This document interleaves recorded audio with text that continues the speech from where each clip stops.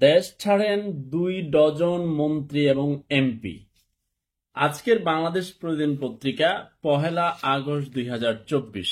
আমি আপনাদেরকে একটু বিস্তারিত পড়ে শোনাই এবং বাংলাদেশের যে যেখান থেকে শুনছেন আপনার এলাকার ওই যে এমপি সাহেব কিংবা আপনার এলাকার মন্ত্রী সাহেবও গেছেন কিনা একটু আপনি জেনে নিতে পারেন। ছাত্রদের কোটা আন্দোলন ও দেশের পরিস্থিতি সহিংস হওয়ার মধ্যেই অনেক মন্ত্রী এমপি দেশ ছেড়েছেন, আবার বিদেশে অবস্থান করা কেউ কেউ এসেছেন ফিরে।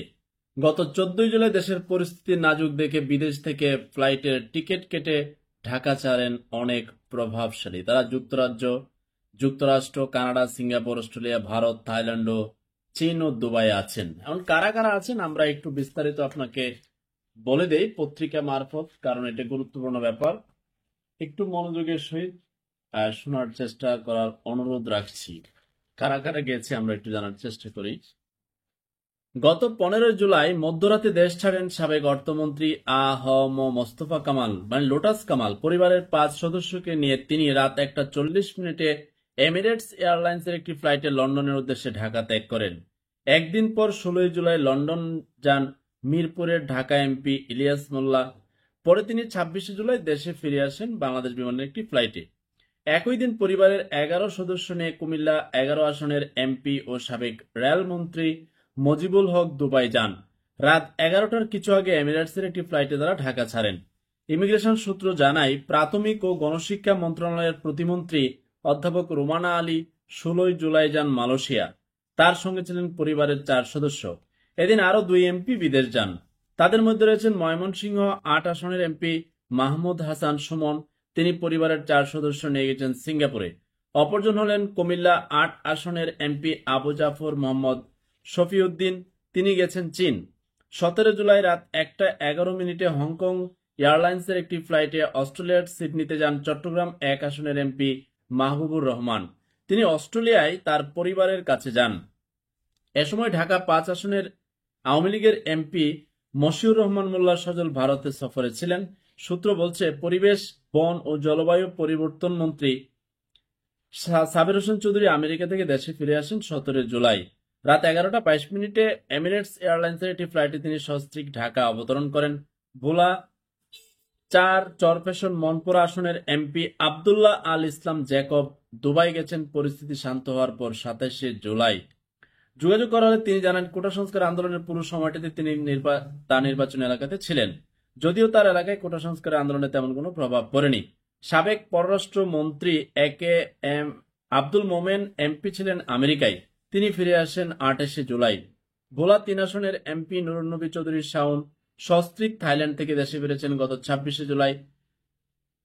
থাই এয়ারলাইন্সের একটি ফ্লাইটে দুপুর ১২টা ১৫ মিনিটে তিনি ঢাকায় আসেন। যশোর ৩ আসনের এমপি কাজী নাবিল আহমেদ তার পরিবারের ১ সদস্য সহ ভারত যান ২৯ জুলাই।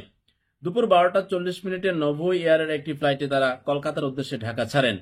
নারী সংরক্ষিত আসনের এমপি পারভিন জামান গত ২৬ জুলাই ব্যাংকক গেছেন। রাত ১১:৩০টায় বিমানের একটি ফ্লাইটে তারা যান। ফরিদপুর ৪ আসনের এমপি মুজিবুর রহমান চৌধুরী নিক্সন গত ২৩ জুলাই ১১টা ৫৪ মিনিটে থাই এয়ারলাইন্সের একটি ফ্লাইটে ব্যাংকক থেকে দেশে ফিরেছেন। ময়মনসিংহ ৩ আসনের এমপি নীলুফার আঞ্জুম লন্ডন থেকে গত ২৫ জুলাই সন্ধ্যা ৭টা ৫২ মিনিটে এমিরেটস এয়ারলাইন্সের একটি ফ্লাইটে দেশে ফেরেন।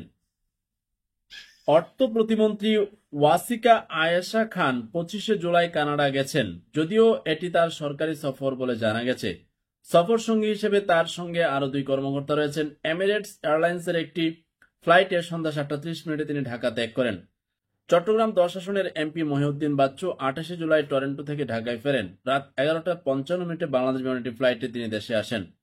চাঁদপুর ৪ আসনের এমপি শফিকুর রহমান ১৮ জুলাই স্ত্রীসহ মার্কিন যুক্তরাষ্ট্রে যান। এমিরেটস এয়ারলাইন্সের সন্ধ্যা ৭টা ৩০ মিনিটের ফ্লাইটে তিনি ঢাকা ত্যাগ করেন। ব্রাহ্মণবাড়িয়া ৫ আসনের এমপি ফয়েজুর রহমান ২৭ জুলাই স্ত্রীসহ পরিবারের ৩ সদস্য নিয়ে হংকং থেকে দেশে ফেরেন। কুমিল্লা ৩ আসনের এমপি জাহাঙ্গীর আলম সিঙ্গাপুরে গেছেন ২৮ জুলাই। সঙ্গে নিয়েছেন পরিবারের ৩ সদস্যকে। রাত ১০:৩০টার একটি ফ্লাইটে তারা ঢাকা ত্যাগ করেন। সাবেক স্বাস্থ্যমন্ত্রী আ.ফ.ম রুহুল হক এমপি ১৮ জুলাই পরিবার নিয়ে সিঙ্গাপুরে গেছেন। বড় বড় রাজনৈতিক দলে বহু এমপি আছেন, পরবর্তীতে মন্ত্রীও হয়ে যান, যাদের রাজনীতির সাথে কোনো সম্পৃক্ততাই নেই, পয়সা দিয়ে, জায়গা মতো পয়সা দিয়ে নমিনেশন ভাগিয়ে নিয়ে বিভিন্ন দল থেকে নির্বাচন করে একটা মজার ব্যবসা জুড়িয়ে জনগণের সাথে প্রতারিত করে জনগণকে ধোঁকা দিয়ে বোকা বানিয়ে তাদের বাজেট খেয়ে তারপর টয়টুম্বুর হয়ে দেশে বিদেশে সম্পদ গড়ে তুলে প্রয়োজনে দেশে থাকে মাল কামাইবার লাগি, আর যখনই সমস্যা দেখে তার দলের এবং দেশের, তখন দেশ ছেড়ে পালিয়ে যায়। বাংলাদেশের রাজনৈতিক ইতিহাস 80% এমন, 20% রেখে দিলাম এখনো সৎ মহৎ নীতিবান আদর্শ জনগণের বন্ধু রয়েছেন বলে বাংলাদেশটা এখনো আছে কিছুটা। তো ছাত্র আন্দোলন, এই যে বৈষম্যহীন বাংলাদেশ গড়ার আন্দোলন, অনেক অন্যায়, অনেক কিছু এদেশে অনিয়ম, 53 বছরও পরিবর্তন হয়নি, তার দায় নিতে হবে স্বাধীনতা পরবর্তী সময় থেকে এখন পর্যন্ত সকল রাজনৈতিক দলকে। তাদের ব্যর্থতার কারণে, তাদের অপশাসন দুঃশাসনের কারণে এখনকার তরুণ প্রজন্ম রাতে ঘুমাতে যায় বিদেশ যাওয়ার স্বপ্ন দেখে। যে প্রবাসীদের রেমিটেন্স নিয়ে এত আপনাদের বাহানা কিংবা দেন এত ইম্পর্টেন্ট, তারা যে মালয়েশিয়া যায় 5 লাখ টাকা খরচ করে, পার্শ্ববর্তী দেশ থেকে যায় 80,000 টাকা খরচ করে, তাহলে তার থেকে 4,20,000 টাকা কোন দালালে খায়? প্রবাসী কল্যাণ মন্ত্রণালয় কি এসব দেখে না?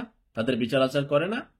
ঘুষ, দুর্নীতি, লুটপাট, অর্থ লুটপাট, কত কিছু অন্যায় 53 বছর স্বাধীনতার পার হওয়ার পরেও কিছু কমেনি। তার দায় নিতে হবে সকল রাজনৈতিক দলকে, এ থেকে জেড, যে যত রাজনৈতিক দল, এবং আমি আপনিও ব্যর্থতার দায় নিতে হবে।